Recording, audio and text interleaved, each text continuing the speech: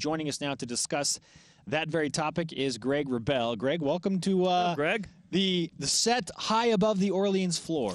Last time we did this in this setting, Jerem's head looked like mine. Yeah, we looked good. It was a couple of years ago. He had bet that he would shave his head if BYU won at Gonzaga, which I think ended the regular season. And they did that to end the regular season. And we came here, and he was looking like me. Yeah, and that was the first of 3 in a row in Spokane, which is absolutely insane. You look great, by the way. Well, thank you. Yeah. Very sharp. It's game day. It's game day. You're ready to go. You're ready to go. So, yeah, everyone else in the West Coast Conference just, hopes and prays to win a game in Spokane at some time in their program history. And here's BYU doing it 3 years in a row. It's a pretty remarkable thing. It's pretty wild. It shows that if you can do that, you can do anything. Yes. And so why not win 3 times in Las Vegas? Why not? Yeah. And that's the question we'll broach here. Our Twitter question, which BYU men's basketball team do you expect to see today versus LMU? What do you think? Because it's been a week since Gonzaga. Dave Rose Wednesday was saying, hey, I haven't seen the urgency in practice that we need at this tournament, but what do you expect from BYU today? I expect quarterfinal BYU, which is a good team. They've won they're 4-1, I think, in the quarters here in Las Vegas, and so they tend to get through that first test pretty well, and then actually they're undefeated in the semifinals as well. They just tend to have trouble in that championship game against Gonzaga, or whenever they do see Gonzaga here in Las Vegas. They do well against pretty much everyone else in this conference in Las Vegas, and so I'm looking for quarterfinal BYU today, which would be a good team, and it's a weird deal. Coach Rose will tell you the toughest game of any tournament is the first game of any tournament, and it's an early game, too. The first one out, how does everyone react? And, whether it's Mountain West Conference days, West Coast Conference days, we've seen BYU kind of have that early tip, that early setting, and sometimes it's a first-game jitters thing. And particularly with a BYU team that doesn't have a lot of tournament experience. It's an interesting contrast with LMU. LMU starts all juniors and seniors, and BYU starts all freshmen and sophomores. and so while LMU, doesn't have as good a record and had the struggles they had, there are some interesting elements that provide contrast today with BYU, in addition to the fact they played BYU pretty well in the 2 games. Of course, had them down 18 in L.A. Down 18 seems to be the big number this weekend. Yeah, Down 18 in L.A. before BYU wins, and then the game in Provo was a single-digit game. And that's kind of how LMU plays everybody. More than half their games this year are single-digit games. 11 of them were one-possession games. 7 of them were one-point games. That's all they know how to do. And so if it's a tight game with BYU, we won't be surprised. Now, it would seem that going into this tournament, after today, BYU's the obvious favorite against LMU, but not expected to win in the semifinals in a hypothetical matchup with St. Mary's. Which has never happened before in Las Vegas. Crazy. Go figure. BYU and St. Mary's are pretty much always top 3, top tier certainly, and they've never met in Las Vegas. They've been projected to a couple of times, and something weird has happened. Either BYU loses early or St. Mary's loses early, or they end up on the opposite sides of the bracket for whatever reason. So they've never played St. Mary's here in Las Vegas, which, considering how you've got the top 3, the power trio, you'd think that there would have been some triangulation there somewhere, because you played Gonzaga 4 times and St. Mary's 0 times. So we'll see. Yeah, we'll see what happens if BYU can get past LMU today and maybe get to that matchup with St. Mary's, but they won't be expected to win that. They're certainly not expected to win the championship down here. So what kind of an attitude do you feel like BYU has overall in this tournament? Because it was the hey, let's just go out and put some pressure on Gonzaga. It'll get weird if we're close within 10 minutes, and it did. Does that carry down here from what they had in Spokane? Well, I think the approach can be similar, and that is, why not us? We've gone into Spokane. We've beaten the number 1 team on its home floor. If you can do that, who says you can't win 3 neutral court games here in Las Vegas, where you've, generally speaking, played pretty well over the years? I really do think that the Gonzaga win kind of sets the bar. Once you've accomplished that, and once you've done it 3 years in a row, you're a team and a program capable of doing some pretty good things. Now, can you string it together over 3 games in 4 days?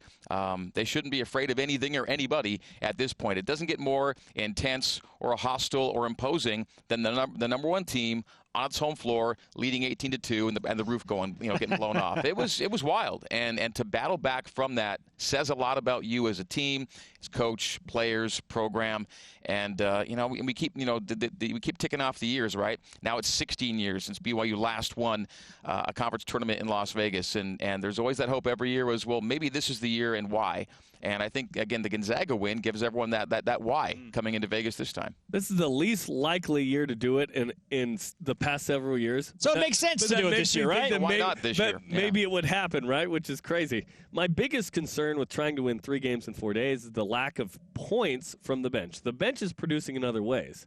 But it's tough to ask, okay, those 5, can 3 of you bring it every night, and can we avoid foul trouble? Is that a concern to you, 3 games in 4 days? In the first game in particular, the bench scoring is interesting because this year against LMU, the Cougar starters scored 89%. And so in the 2 games against LMU, the starters scored 89. The current 5 guys scored 89% of BYU's points. Mm-hmm. The LMU starters scored 66% of their points. Mike Dunlap's bench goes a lot deeper, and for a lot of good reasons, foul trouble being primarily among them. Against BYU, they fouled BYU 53 times in 2 games. He needed one in Provo those was guys. Crazy, yeah. Yeah, and there were a ton of free throws were taken. That's really how BYU goes 2-0 against LMU this year, is all the fouls LMU committed and all the free throws BYU took. There's an 11% disparity between LMU's free throw percentage and BYU's free throw percentage. That's a pretty big number. Then you go to the fact that LMU almost hardly shoots free throws or relies on free throws at all, and that's kind of BYU's that's kind of BYU's wheelhouse situation. If BYU's getting to the foul line, that's going to bode well. LMU actually made more shots from the field against BYU in the 2 games this year. They outshot BYU in terms of total field goals this year, but it was BYU at the free throw line doing all the damage needed to get those 2 wins.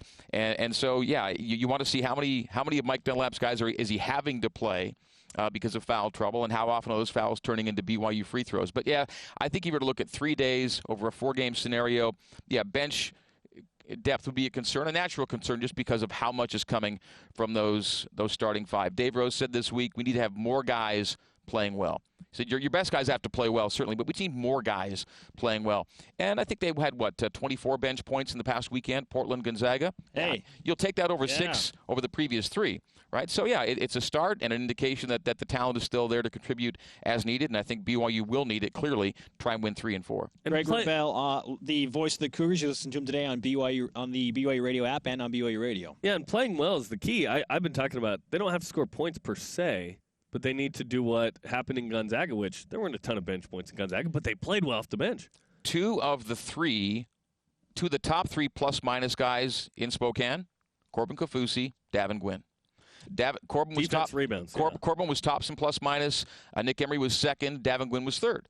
Okay, so when they were on the floor, were good things happening? Absolutely. They didn't need to score a ton of points, although the points Corbin scored early and late were huge in this game, as it turned out. But they were contributing to the overall good of the group. When those 2 guys were on the floor, good things were happening. Big plus-minuses for those 2 bench guys. I think the Kaufusi family has collectively become public enemy number 1 in Spokane after all that has happened. Nick Emery's 2-0 as well. I want to point that out. Yeah, that's true. Yeah. As the general sports broadcasting media, we like to profile impact players. Everybody that is on the outside is going to look at Eric Mika and say, well, obviously he's the impact player. He's been Mr. Consistency. 20 points, roughly 9 rebounds a game. We expect him to bring it each and every game because he has been so good consistently. Which other player besides Eric Mika do you feel like needs to step up for BYU to have success down here in Las Vegas? Well, I think the player that keyed the Cougars' late season run is Elijah Bryant. But the X-factor guy, when he's doing well, BYU will do well, is Nick Emery. Nick didn't have a huge day at Gonzaga, but it was, the 2 threes he hits are massive in that game. But when he has a big game, a 20-point-plus game, let's say, BYU is probably going to win that game. And so if Nick Emery can have a breakout game, have one of those bigger nights, I think he's the biggest bellwether for BYU. Like you said, Eric Mika, you're going to count on game in, game out. What is he, like 32 straight games, double-figure scoring, going back to his freshman year. And Elijah has been big, 39 points last week at Portland. But when Nick is on, I think good things are bound to happen. And even though he wasn't really on, quote-unquote, at the kennel, the shots he hit, end up kind of, almost, making it to where BYU can win that game. And the year before in Spokane, I think he had 1 field goal the whole night, but it was the big 3 that put him up late or gave him the lead late in Spokane as well. So Nick's kind of been that guy. If he's good, BYU's likely going to be good too. Yeah, he has no guile. You got to love Nick Emery. Why wouldn't Gonzaga win this tournament? How do you see it maybe playing out alternatively? Oh, well, having just had the veneer taken off of the 29-0 season last Saturday, I'm not sure you call it a huge dent in the armor, but they do know that there's a team in this field that feels pretty confident when playing Gonzaga. And BYU's 2 wins away from getting that matchup once again.